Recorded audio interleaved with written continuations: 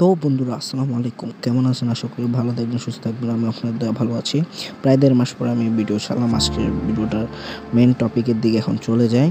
Main টপিকটা হচ্ছে যে নিউ ভার্সন আপডেট আসবে, সেখানে কী আসবে এবং এরপরে এখানে যে নতুন নতুন জিনিসগুলো সেগুলো সম্পর্কে আমরা এই ভিডিওতে বিস্তারিত জানবো। তো বন্ধুরা, যেহেতু ভার্সন আপডেট একটা বড় জিনিস, তাই এখানে ফার্স্ট অনেক কিছু চেঞ্জ হবে আমাদের গেমে।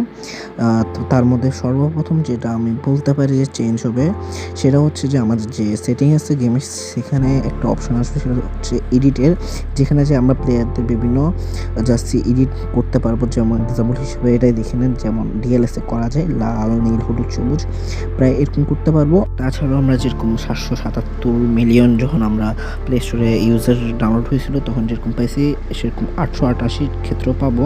তাছাড়াও এটা আসতে পারে, তাছাড়াও সোল ক্যাম্পবেলের এটাও আসতে পারে 500 ফ্যান্টমের মতো। তাছাড়া একটা ইম্পর্টেন্ট জিনিস এই ফুটবল পয়েন্ট স্টোরে আসতে পারে, সেটা হচ্ছে যে রুডিগার এবং রদ্রিগোর মতো প্লেয়ার। তাছাড়া নিকো উইলিয়ামস আসতে পারে।